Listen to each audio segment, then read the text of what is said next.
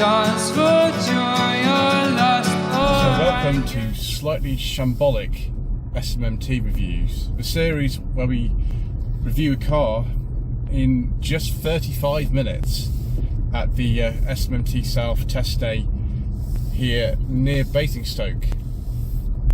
So this is the 2023 SsangYong Korando E-Motion Ultimate. But is it any good? Should you care? Let's find out, shall we?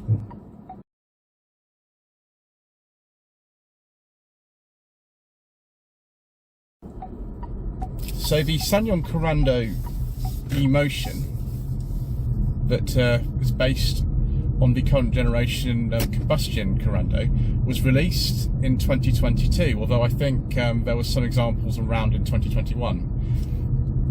It's one of these cars that has had its kind of sales very much delayed by things going on behind the scenes at SsangYong, and I won't dwell too much on that. As a current SsangYong owner myself,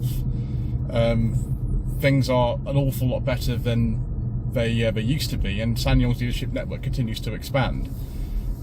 But the WLTP range of this car, which in this 23 version, is no bigger than the original version in 2022 of 211 miles, is one of the sort of main problems, I think, why people have not been perhaps so excited about this car as they otherwise should have been. This is the 152 kilowatt version. The 2022 car had 140 kilowatt electric motor. Oh look, there's the brand new Tivoli that's just going past me. Hopefully having a go in that bit later on. So this Korando E-Motion in the ultimate trim costs about £38,000, and it is quite fast. It does 0 to 60 in just over 9 seconds, but for an electric car I think a lot of people would say it's a little bit on the sluggish side. Certainly we'll have a go and see whether it catches up with this Lexus behind me. We've also got drive modes in here. There's a drive mode selector down there, and we've got sport, so actually that feels nice and fast. Eco, I think that's the one you're going to want to use most of the time in one of these. That still feels rapid enough to me. The car feels sort of like a normal Korando to drive. It's a little bit heavier with all the batteries in it, but there's nothing here that's really going to scare too many people off. A typical SsangYong buyer, I don't think is going to mind that really. Certainly it deals with the bumps very, very well. It's not the most sort of dynamic drive, but this sort of car, it doesn't really need to be. And the market's got lots and lots of electric SUVs in it, and this one gives you lots and lots of space for not actually that much money comparably. A lot of the sort of SUVs of this size that are fully electric are a bit more expensive, but then you do get a bit more range in some of them. So I suppose it's just up to you what it is that you prefer. Right, let's park up and just take a look around this car.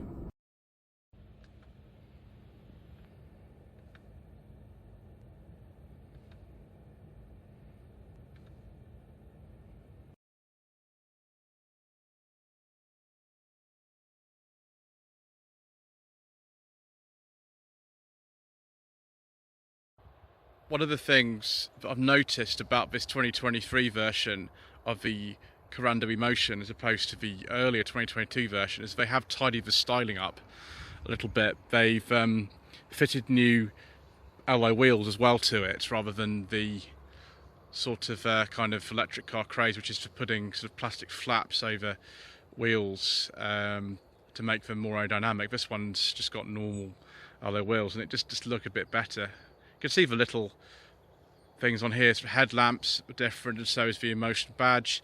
The charging flap's actually in the front wing here.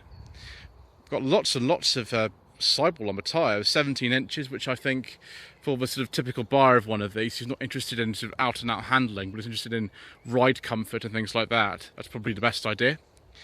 So we'll open up the boot. I think it's electric on these. This is the ultimate spec, so all the toys that you could ever ask for in your life There we are. So we've got an adjustable height boot floor. And take these bits out. You can actually see you can put your charging cables in there, and then there's another floor underneath here as well. Look at that. You can put other stuff in there as well. I prefer a spare wheel, but I don't think you can get one in one of these, which is a shame. So you can adjust the height to however you want. Got the low blind in here, which is good. Actually, as you can see here, you can put the low blind in 2 positions, because you can actually recline the seats slightly back in one of these as well. So we've got all the hooks and 12-volt socket in here, tie down points. Probably take these side bits out as well if you want to increase the boot space. Got parking sensors, of course, and some interestingly styled rear lights. Versing camera, and a little sort of diffuser at the back, probably for airflow, to get an extra range. It looks really weird just not having a fuel flap on here, but of course that's normal for an electric car, isn't it? Right, let's get in the back and just see how spacious this is. I'm sure it's absolutely enormous. It is. Yeah, it's massive. People compare these against something like an MG ZSEV. An MG ZSEV is a bit cheaper than this, but you don't necessarily get as much sort of space. I don't think you get as much equipment as you do in one of these either. For example, we've got multi-stage heated rear seats. It's a little bit of a shame that the door tops are hard plastic, but that's the same in the normal Korando as well. Got a nice rear armrest with some cup holders. Windows are quite small. Fortunately, SsangYong have elected to fit a light headliner in this as opposed to a dark headliner that you can find in so many modern cars. Strangely enough, the mat pockets in this are actually sort of stretchy, like this. You have a stretchy bit in the middle. 12-volt socket down there. That'd be better really as a USB port, but never mind, it's okay. One thing you do notice in here is the blue stitching, which is really good, and there's the sort of blue accents on the dash. Very, very easy to get in and out. Absolutely no problem at all. Really, really straightforward. Still got a keyhole, which is good, just in case you need it. Keyless entry, of course, in this. And we've still got some of the switches that are on the same door panels in my SsangYong Tivoli from 2019, such as these window switches. They have been made a bit nicer, they feel nicer, and a little chrome accent around them is better. And some chrome interior door handles. Again, this sort of blue lighting on here. Electric seat. The only thing I don't see is like a memory function for the driver's seat, which is, you know, a bit strange, but never mind. More blue themed stuff here. We've got these paddles for adjusting the level of regenerative braking, which is good. We can also adjust this centre armrest. If the driver, you don't like it, I'd have it all the way back here because I don't really like these too much. And then some cup holders, which is good. A wireless charging pad, which is very nice. And we've got USB and a 12-volt socket there as well. Be nice to have 2 USB ports, really. Ventilated seats. I like ventilated seats, viewers. Micro SD card for the sat nav goes just in here. Now, the lesser models, the ELXs, just get an 8-inch screen. This is the fully fledged 9.2-inch touchscreen. Just turn car on. Hopefully it will allow me to do that even though the door's open. There's the SsangYong logo and everything. So actually we've got some quite clear buttons on the side. They're not real buttons, they're virtual buttons, but they are permanent ones, which is good. Hopefully the stereo won't come on. See if we can go on. There we are. So big sort of sat-nav screen in here. Navigation by TomTom like in my Tivoli. Dual zone climate control, which is nice and easy to operate. It's actually got physical buttons in here, which is really good. The temperature goes inside those 2 dials there. So we can go to home and have a look to see what's there. It's the home screen. Yes, it is. Okay, mode. Yep. Android Auto, Apple CarPlay. Obviously they're grayed out at the moment because we're not using them. Bluetooth, navigation. That's simple enough, isn't it? Setup. Vehicle sync. There we go. You've got to definitely sort of press it. sounds and images, great. Cluster settings are in there.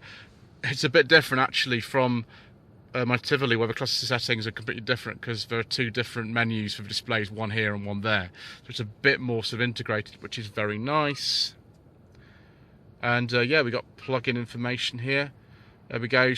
You can schedule charging and things like that. Current charging, target battery level, all that sort of stuff. And then we go back, which is sitting there. So yeah, you get used to this sort of menu. That is for, I think, charging the car at night if it actually loads. No, just a nightmare for the screen. I do apologise, viewers. So yeah, the setup is there. User, different user profiles and things like that. Let's have a look at this screen. So we've got 48% of the charge. I'm going to have to close the door actually, unless I can get rid of this this warning. Alright, let's close the door. Okay. Yeah, there we go. It shows me the remaining range of 95 miles at 48%. So actually the battery level is quite accurate because the WLTP range on this is 211 miles. There's my efficiency, 5.5 miles per kilowatt hour. That's really good. That might just be my little drive there, I don't know. So yeah, if we put it in a different mode, with drive select, does that do anything? There we go, sport. Yeah, sport, got eco, that will give us the best range. Comfort, that's sort of normal. And then we've got eco plus, that's presumably a configurable mode. And there's power and charge, virtual speedo. Let's have a look and see if we can have a look at some of the instrumentation. But what we'll do actually first of all is have a look at some of the controls on the steering wheel. Physical controls, heated steering wheel, excellent. Got that on my Tivoli. Cruise control on there, speed limiter, adaptive cruise, because we've got the ultimate model here. And there we go. So we can actually move through some of the menus. Sat nav, lane keeping assist, DAB, energy flow. Stick it back on whatever normal one it is, sort of there.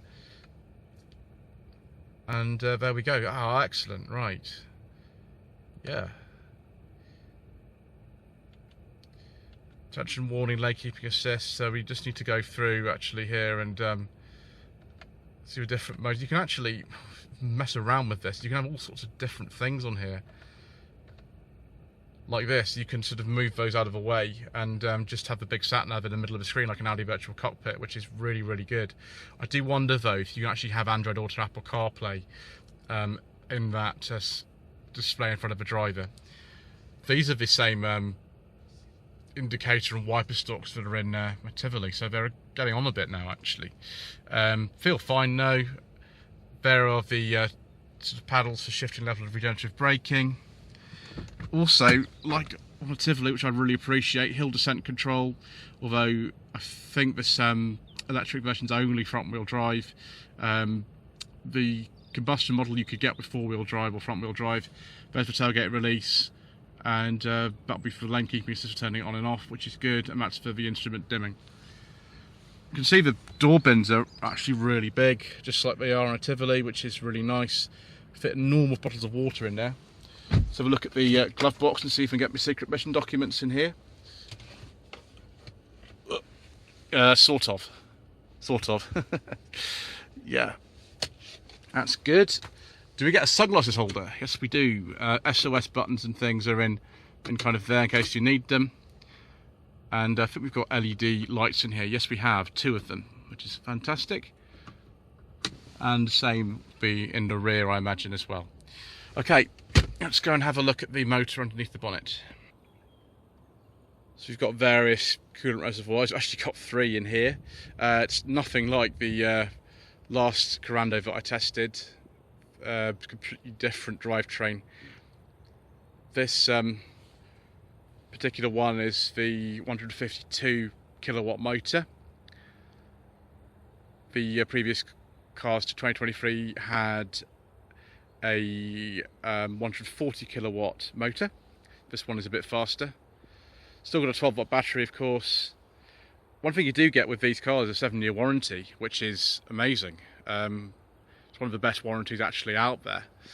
So you know, everything is covered for all that time, which, you know, may be a sort of factor for you alone when you're choosing to buy one of these.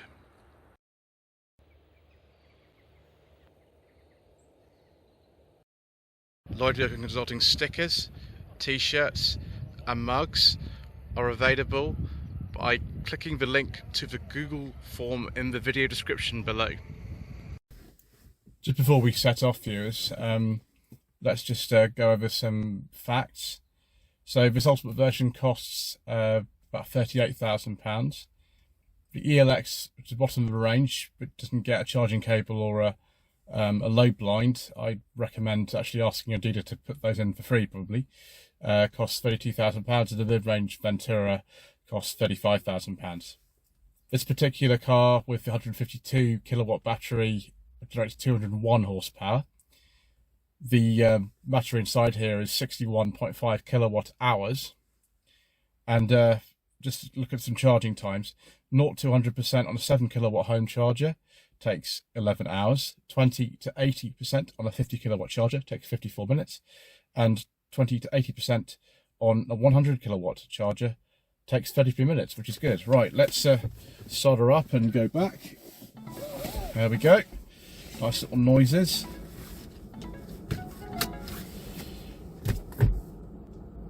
You may drive the vehicle. Okay, off we go then.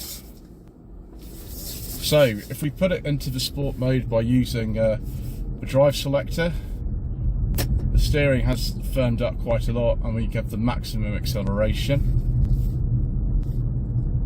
which in one of these feels good. We can actually as well adjust the level of regen braking, which we're going to do. I think we'll actually take that out of sport mode and put it into eco mode, so we can pull these pedals. Sorry, not pedals, panels. I keep saying that. I don't know why. So it's regen down, regen level 3. There we go. Excellent. You can adjust it with these paddles.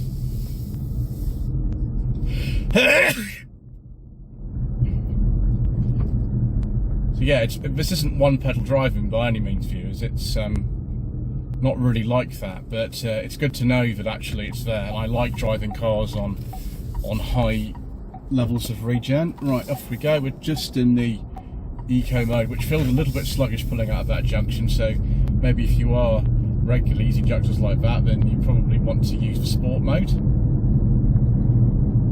Yeah, it feels perfectly competent around these bends. I mean, it's unfortunate that you can't vary the weight of the steering any more than just putting it into a drive mode, because I would like probably the eco drivetrain, but the sport steering, and you can't do that, which is a bit of a shame, but never mind. I can feel the heated steering wheel in here as well, which is very nice. So yes, I think this is a very nice car. I think this would appeal to a traditional kind of SsangYong buyer, particularly if you wanted in towing. And this is one of the few electric cars that actually will tow 1.5 tons. Usually they aren't rated for towing at all, or they have considerably less than that. Going over these bumps, the suspension feels nice and compliant. It's not the sort of most dynamic handling car ever, but I don't think it's supposed to be. It's just meant to be very sort of comfortable and easy to drive, and it is, with lots and lots of space in it. And if that is what you're principally after, and I know some of you probably will be, then this will be an excellent car. Some of you will think, well, I could just buy an MTZ SUV for less money, which has a longer range and things like that. You don't get quite as much equipment in that, and it is a smaller car, but I do understand, you know, how you'd feel about that kind of thing. Whereas, you know, I'm not just saying this as a SsangYong owner. I like this very much, actually. It's been a long time in coming. I first heard about this car in 2021, so it's been a long time in coming, but I'm pleased to have actually had a go in it now. And my tyre pressure monitoring has just come up and told me all my tyre pressures are okay. Is that nice? So everything is right with the world. Anyway, thank you ever so much indeed once again for watching this episode of Slightly Shambolic SMMT reviews. Please don't forget to subscribe to the channel, like this video and comment below, and we shall see you again for some more incredibly rapid reviewing.